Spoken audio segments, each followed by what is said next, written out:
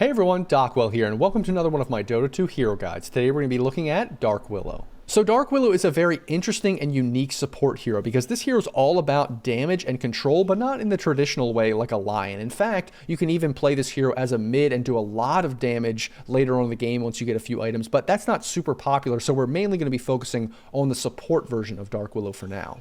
And so unlike a Lion who has, instant hex, easy stun, easy simple burst damage, this hero has to place roots down on the ground that make it hard to fight in this area, but if they don't want to fight in that area or they just walk around them, now you've wasted your spell. You have a follow-up stun that takes some time to come out. It's not something that happens instantly, so you can easily waste it or it can be dispelled pretty easily. You also have damage that actually makes you get into melee range to do the damage despite being a ranged hero. So it's a really interesting and complex hero that can be somewhat difficult if you're not used to it. It's all about positioning, making sure you're not wasting your abilities, but if you can use those abilities to their most effectiveness, if you can be annoying in the fights with your roots or with your damage and just burst heroes down, you can actually have a very significant impact in the game and even carry the game by yourself as a support. But it can be difficult. It's not as simple, it's not as straightforward as a lot of other supports. But before we can understand how to play Dark Willow, we have to take a look at her abilities. So now we can take a look at Dark Willow's abilities and see how she's able to be that unique support hero that can do a lot of control and damage, but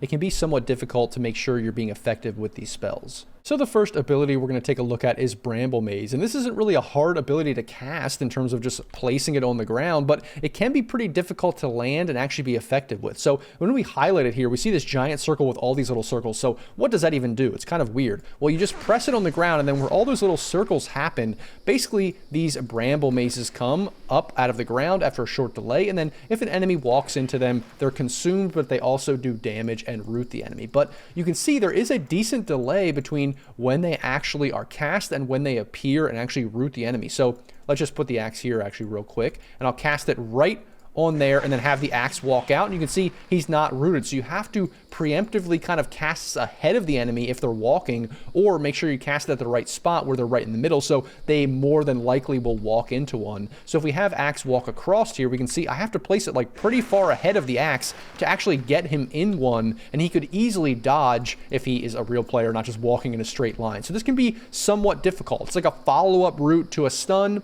or something like that. It's not always easy to place it, or placing it in front of the enemy if they're already retreating or if they're chasing you down, so that they have to kind of dodge and weave in and out, because they can sort of just dodge through here. It's a little bit more difficult, but if you've played against this hero, you can eventually get pretty good at dodging through all those Bramble Mazes. So it's not the easiest thing to hit in terms of abilities. Yes, it's easy to just place it on the ground. Sometimes you can just place it in an AoE and then that's fine. It's there for the fight, that's good. But it can be a little bit more difficult to hit in the laning stage where there's a little bit more range, or places people can walk is a little bit more dynamic. Even later on in a team fight, if you just place it down and then the enemy completely ignores it, they go somewhere else, so they run to the side of it, that's really not effective, and then you're using one of your best stuns, your best abilities, and you're wasting it. So that's why this can be a little bit more difficult. It makes the skill cap on the hero a little bit higher. Then next we can take a look at Shadow Realm, and so this is the ability that allows this hero to be a little bit more survivable, because you can see these other abilities, which we'll take a look at in a moment, are pretty close range. And so in order to be survivable while you're in that range, you have the Shadow Realm ability, and basically what it does is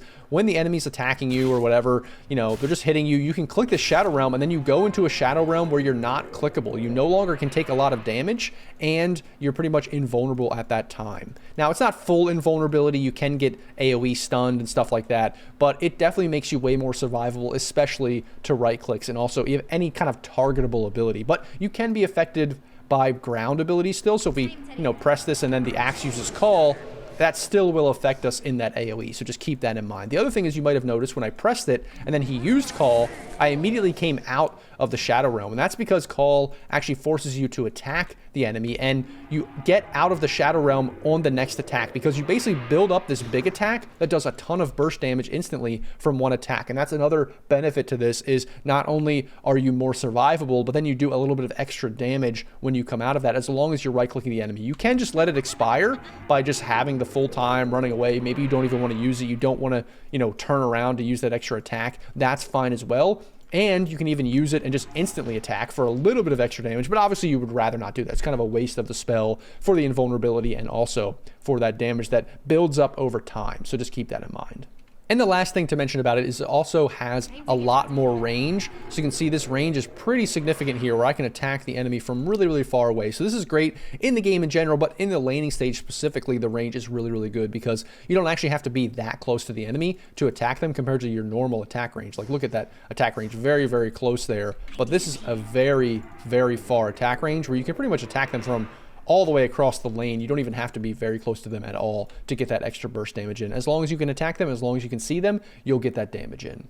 Then the next ability we'll look at is Cursed Crown. This is a pretty straightforward ability. You just click it on an enemy hero, and then after a short countdown, they are stunned. And in this AoE, anything in that AoE is also stunned. So if they're next to any kind of ally that is also bunched together, maybe with like an RP or something, they get stunned as well. So that can be very effective, but it's also a delayed stun. It's not very instant. It's not very reliable. Yes, it's going to go off on the hero, but they can also dispel it pretty easily. And then this Bramble Maze, that's just a root that takes a while to come out. So you can see this is not the best in combination to do just by yourself. Like, you usually need some other setup or some other way to cause havoc in the fight rather than just having these stuns. But if you can get them off, they can be really effective. But by yourself, the best thing to do is just place this on an enemy first, and then eventually they will get stunned, especially early on in the game. And then you can use your Bramble Maze, something like this, to instantly stun them as they get out of that stun. And then in advance, now they have to run through these Bramble Mazes and kind of dodge and weave if they want to get out. And a lot of times people will panic and they will just run into the other ones. That'll happen a lot, especially at lower MMRs. But that's how you can use those in combination. They're just not as reliable as a lot of these other support stuns that are typical supports. Then lastly, we're going to take a look at this hero's ultimate. So you actually get 2 ultimates for the price of 1. So when you put a point into one of them at level 6, you get both of them, and they don't share a cooldown, which is great. And first, we're going to take a look at Bedlam, and this is the damage ability. Basically, you just press it, and then in this AoE, you do insane amounts of damage to any hero. And this is how this hero can just effectively kill cores, honestly, even solo kill cores, after the laning stage, after you get 6, into the mid game, even into the later portions of the game. You can solo kill people, especially supports, but even tanky cores. This hero has 1500 HP, and you can see that was a lot of damage at a level 2 ultimate. And then in combination with this damage from Shadow Realm, it's a significant amount of damage. Plus, you usually want to combo this with Shadow Realm because you're going into melee range to do this damage. You want to be invulnerable for the most part from Shadow Realm. That's how you can get the most out of these 2 abilities in combination. And usually you're going to be doing this after you already Curse Crowned or Brambled or have some kind of stun that your ally is initiating on them. So it's not like you're just running after them, although you can do that. Usually you just want to press this and the Shadow Realm together, and then when the Shadow Realm is almost up, you use this insane burst damage. You can see this hero can output a ton of damage as long as you're not restricted by stuns or anything like that with these 2 abilities, and that's all you really need to do ridiculous damage in the fights. Then the second ultimate is Terrorize, and this is more of a teamfight control ultimate. Obviously you have your Bramble Maze, you have your Cursed Crown, but then you also have Terrorize. And so if you want to get in the enemy's face and do a ton of damage, you can use Bedlam, you can use Shadow Realm, but obviously later on in the game, you don't just want to walk in and feed yourself. These other abilities are so good that you don't just want to die instantly just for the sake of doing this. This is almost like follow-up at the end of the fights later on in the game. Early, obviously, this is great for ganks, but you don't want to be running in at 40 minutes just using these abilities because you're going to get blown up, you're going to get stunned. It's going to be very difficult to actually get this damage off until a lot of abilities have been used. So Terrorize is really our team fight control ultimate that actually forces people to run into Bramble Maze. So basically what you do with this ability is you just kind of click it in an AoE, and then everything in that AoE after a short delay, after a cast animation, is feared back to their base. You can see this axe is running in that direction. Everything is feared back in the direction of their base. And so what you want to do is you want to use this in combination with your Bramble Maze to actually get people to be in the root. So basically you can use this, and then you can place the Bramble Maze, and then they are instantly, obviously, stunned once they run into that root because they're forced to go back. Obviously, this is not great against BKBs, but after those are done, or if it's against supports, or wherever the fight is breaking out, if there's no BKBs being had, then you can easily cast this to disrupt the fight, to disrupt the enemy's initiation. And that's really what we want to be focusing on with Terrorize. Obviously, it's a good get-out-of-jail-free card as well, too. If you're getting chased down, you can use this on the enemies chasing you. It is a little bit of a skill shot, though, because it does take some time to come out. It is a short delay, so you just have to be wary that they're going to try to, work around it, run outside that AoE, or just juke it, or blink in close to you or something like that. So just keep that in mind. And then finally, we'll take a look at the Ags and the Shard. And the Shard is really the support-focused ability that is upgraded here, and that is Cursed Crown. Basically, you place it on an enemy. The same thing happens after a short delay. They are stunned in an AoE, but also Bramble Maces come out around them as well. And they're a lot harder to dodge. Obviously, you can still do it, but it seems like they're closer. Like you can see right there, it seems like I walked right back through, but I still got stunned. It's a lot harder to dodge these Bramble Maces. The other thing that happens is, even though a lot of enemies at this point of the game, later on, get something like a Lotus Orb to dispel or Manta or something like that, the Bramble Maze still comes out after the dispel. So that's really, really effective at kind of making it not as counterable as it otherwise would be without the Shard. So that can make this ability later on in the game, it's really not that effective if you don't have Shard, because it's easily dispellable by all the dispels that people have. Now it's not as effective with that Shard. And then Ags upgrades your Shadow Realm ability to do insane damage. This is something that you can get very late in the game as a support. As a core, people do play this hero mid sometimes. This is kind of what you're rushing to do insane damage on the hero. You're all about right-click damage, because now with the Ags, your right-clicks in Shadow Realm actually don't take you out of the Shadow Realm. So you can see when I press this, I can just keep attacking the axe here no matter what. So you can just build up a ton of attack speed, and you just keep clicking and clicking. So let me just get Moon Shard here. Just buy a couple Moon Shards so we can see how much damage this can actually put out. Let's give Axe actually a heart or two, because this is going to be kind of insane. Watch this. Now you see me? So you can see, over time, the damage still builds up as the Shadow Realm goes on, but you can just keep attacking, and this works with attack speed, it works with Daedalus, that kind of stuff. And so later on in the game, as a support, you can do ridiculous damage, or you could potentially play this core. It's just not that great. It's not something that people really focus on a lot, but it is very good, and you can deal a ton of damage even from range, not just with Bedlam, but also with Shadow Realm just by itself, as long as you get your Ags. Then we have this hero's passive and facets, and the passive is a pretty straightforward one. Whenever a skill makes Dark Willow become untargetable, she gains 100% HP regen and 100% mana regen. Basically, that means when you go in to Shadow Realm, you pretty much get that 100% HP and mana regen. It just makes you a little bit more tanky, have some more sustainability. It can be obviously really good if you're playing this hero as a core, but even as a support, it allows you to stay on the map a little bit more and just not be as effective or as vulnerable, even when you do go into this ability in AoE stuns or any kind of damage and things like that.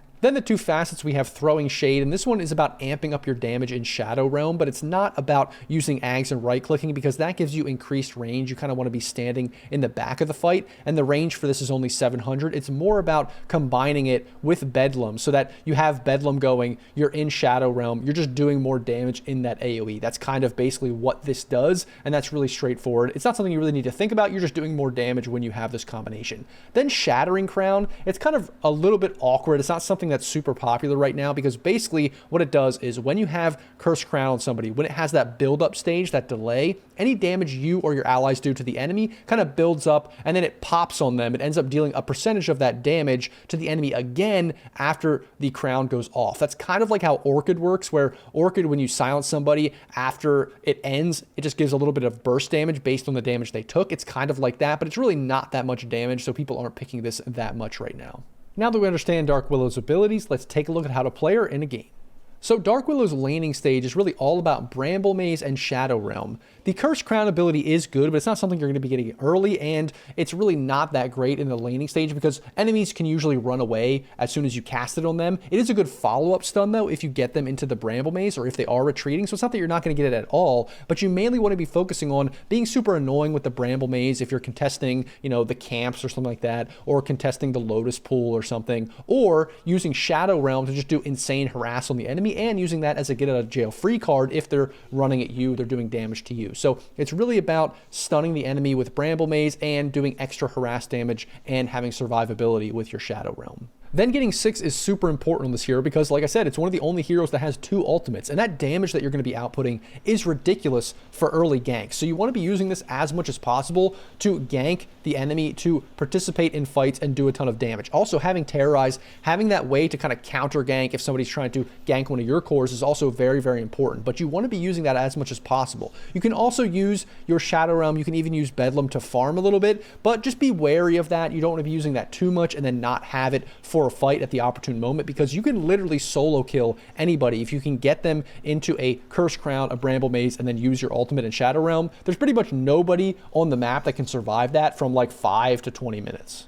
Then as we get to the later portions of the game, you're going to be focusing a little bit more on your Curse Crown, on your Bramble Maze, disrupting the fight with Terrorize, and kind of sitting in back and then using Shadow Realm as a way to get out of jail free if the enemy tries to go on you, if the carry or the mid or something tries to pick you off. That's going to be less of a damage tool going into the fight and doing a ton of damage with Bedlam, and more of a way to survive. Then you could potentially use Bedlam, don't get me wrong, and Shadow Realm to do damage, but that's usually going to be after the fight has already kind of broken out, after it's already sort of over and you want to get that last kill. Or you can potentially use it to get that first kill after initiation from, let's say, your offlane or a teammate, but you just have to be a little bit careful. You have to be careful because you could potentially die, you could get stunned, it could honestly not work out, and then you don't have all of your other abilities for the duration of the fight if you get blown up early. So just keep that in mind. You can use it early, you can be part of the initiation, but I would only really do that if I'm really, really far ahead.